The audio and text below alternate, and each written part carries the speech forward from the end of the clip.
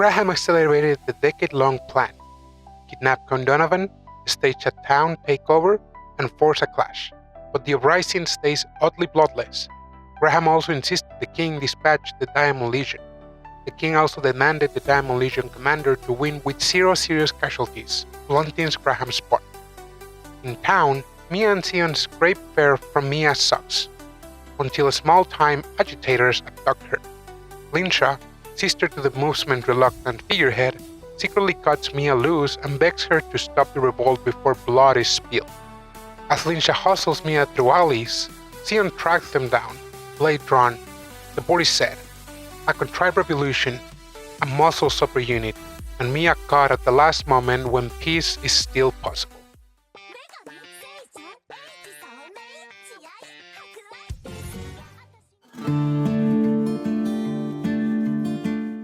Mia, are you injured? No, I'm quite fine, Mia replied, subtly squirming. She was still a bit embarrassed by how Sion was calling out to her without honorifics. Sion cast a quick glance at Lynsha, his demeanor civil but with a touch of hostility. Excellent. By the way, would you care to introduce the Fräulein accompanying you? Well, Intimidated by the pressure from Sion's gaze, Lynsha fumbled for words. Mia watched her, feeling a growing sense of pity for the girl as she wilted under Sion's silent pressure. Sion, that's enough. You're already scary enough. Don't make it worse by staring like that. Look at what you're doing to the poor girl. Mia stepped forward to protect Lynsha from Sion's murderous stare. This is Lynsha. She's a member of the underground revolutionaries, but she was helping me escape. I was able to hear a lot of information from her. She told me that the leader of the revolutionary group is her brother, and, well, many more interesting things. Not that I know what any of it amounts to, of course, she added mentally. So, for all of you listening, it is important to highlight that what Mia was just talking about was exactly what happened. There were no lies or exaggerations. She just recalled the events. However, to Sion, it sounded something like this. In the time it took for you to find me, I already managed to pull a person with inside information of the revolutionary army to my side. Wow, the great wisdom of the Empire did it again.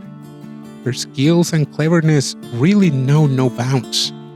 Sion even started wondering if Mia allowed herself to be kidnapped on purpose so that she could learn more about them. His better judgment told him that couldn't be true, but some part of him felt like it was actually possible. Sion's trust in Mia now ran so deep that he was starting to have full-on delusions. At the same time, he thought to himself, had it been me, what would I have done? Looking at the boy who fainted at his feet, it would probably not have been difficult to escape. But having the calm presence of mind to talk him into switching sides is something I probably cannot do. She did not just escape. She turned her kidnapping into an opportunity to learn more about the enemy. The more Sion thought about it, the more impossible it seemed. Heck, I don't think that trying to get them to defect would even cross my mind in the first place. Only Princess Mia can think of such a thing. Needless to say, Mia didn't even think about any of that either. All Mia did was show some sass to the boy in the hideout, and even that backfired. So she really accomplished nothing. Leaving that aside, Mia continued. Should I assume that you are now our ally then? If you agree to stop the revolution, I'll cooperate. Stop the revolution? Huh? To do that, you'll have to meet with the king of Remno. I agree that something has to be done with the heavy taxes. To the best of his knowledge, the source of people's frustration was the heavy increase in tax. It was a growing problem, but solving it was not going to be easy. That's not the case. In the first place, what my brother and his lot are demanding is the release of Count Donovan, who was jailed by the government. Huh? What do you mean? His Majesty seems to have imprisoned Chancellor Donovan somewhere to seal his mouth from speaking against the tax increase. My brother is fighting for his release. Putting his own vassal in prison for speaking up? Is he stupid? This reminded Sion of the conversation he had with Rafina before leaving. Rafina told him that something happened that could be a reason enough for revolt. The one who has the courage to speak of the mistakes of the Lord is a loyal vassal. Besides, the king should have expected this kind of response. If he harms the person who speaks for the people. During this time, a memory came up in Mia's mind. It was in the previous timeline when Sion met the captive Mia. Conrudalbon was the one who fed the people that your royal family abandoned. They are saviors of the common people. What did you think would happen if you killed such a person? Did you ever think of the consequences of your actions? At that time, Mia couldn't say anything back. Our Conrudalbon was indeed executed, and the revolution was brought about by the hands of the angry people. What Sion said was true. But even so, Mia bit her lip, holding back her tide of grievances. At that moment, she wanted to lash out at him, to shout at his presumptuous face that all he said was total nonsense. I don't think my father did that. Mia's father, the emperor, wouldn't execute his vassal just because they are popular. He's not interested in those matters. Paradoxically, if all he cared was how people perceive him, then the empire probably wouldn't have deteriorated that much. But that aside, Mia had the innate feeling that there was something strange going on. It struck to her thoughts like slime, shapeless and invisible, but terribly unpleasant. Nevertheless, faced with Sion's criticism, she stayed silent, taking her doubts with her to the grave.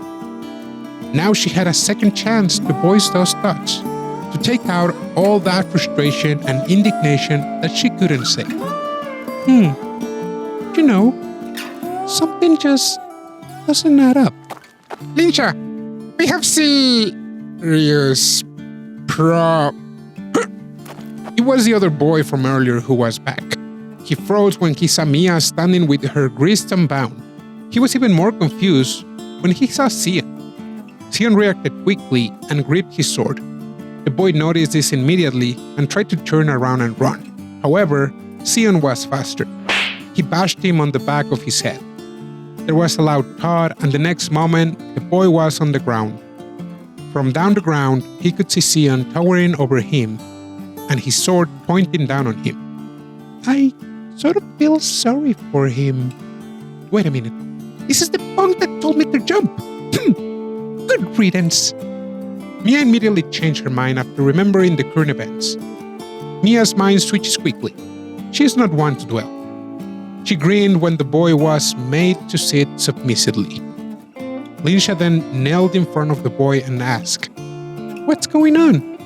What do you mean there is a serious problem?" Lynsha, what the heck is happening here? I'll explain later. Answer me first. Actually, it seems that our comrades started things already. They occupied the local guard station and stole their weapons.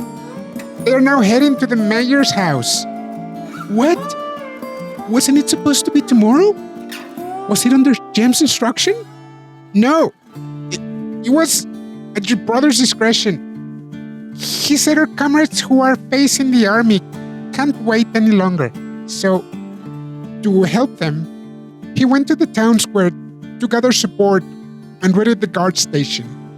That does sound like what my older brother would do. So, what's the damage?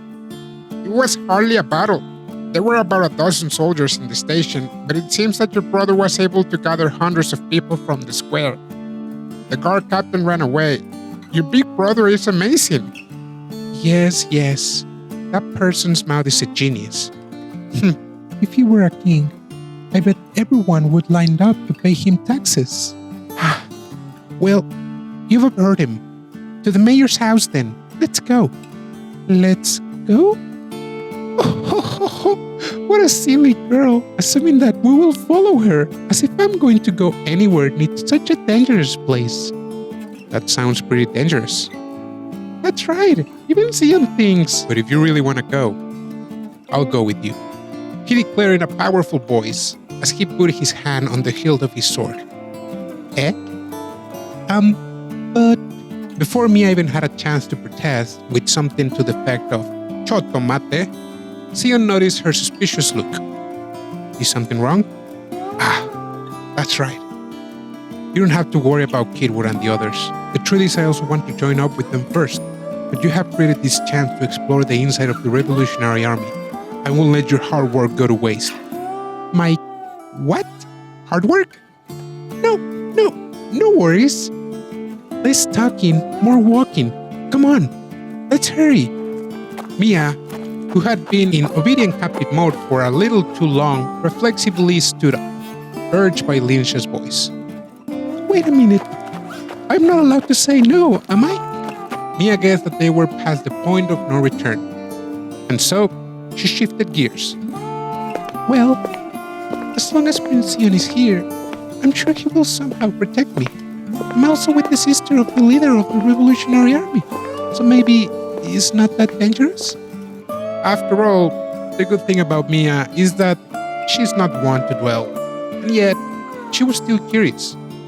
The feeling of something that didn't add up was still there. She intended to find out the reason for that. By the way, I've been wondering from a while ago, who is this Gem? One of our comrades in the Revolutionary Army. My brother said he met him at a tavern. Was he the one that told you to kidnap Mia? Yes, he said that she is a hindrance to the revolution. He must be a companion of those who attacked our carriage. But these boys... Sion remembered the boys from earlier. He was able to overpower them easily. They clearly haven't been trained in combat. They're a far cry from the assassins on the wagon. His thoughts were interrupted by the changing scenery. A waterway and a dock spread out in front of Mia and others who passed through the back alley. Although it was small, there were many boats docked. A bustling market was visible. Oh, I didn't notice earlier. The river we fell from actually flows through here. Looks like it. This place seems like a transportation hub. Tell me, was the man named James the one who chose this town as the stage for the revolution? If so, he knows how to choose the right place to attack. His kind of calculated maneuvering matches those who attacked their wagon. Mia and the others made their way to the Major's manor as inconspicuous as possible. Fearing it was best to disguise themselves, Sion donned a hat and Mia put on a cloth over her head and tied it around her nose.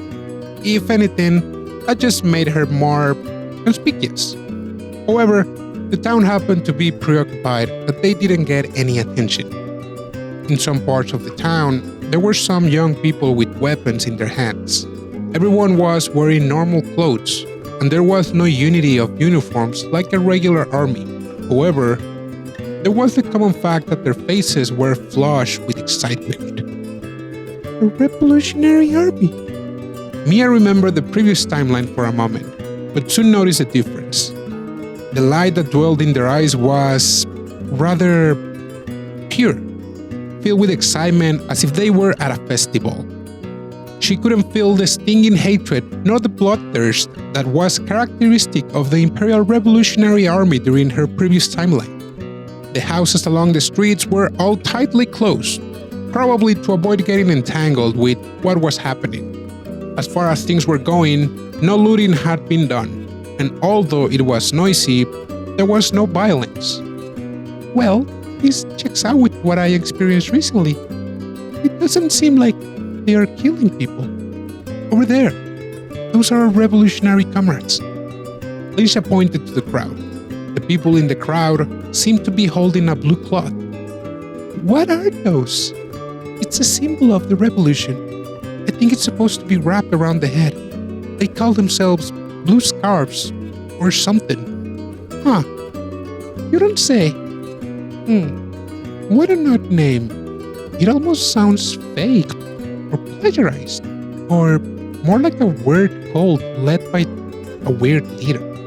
For a moment, Mia Mental's performance hit its peak that her intuition got information from literally another dimension. The only problem was that this knowledge was useless to the people around her. The Tearmoon Legion sounds so much stronger after all. By the way, how much did they know about us? I think the senior members have been informed, but the people here? Not likely. They probably gathered in response to my brother's call. I see.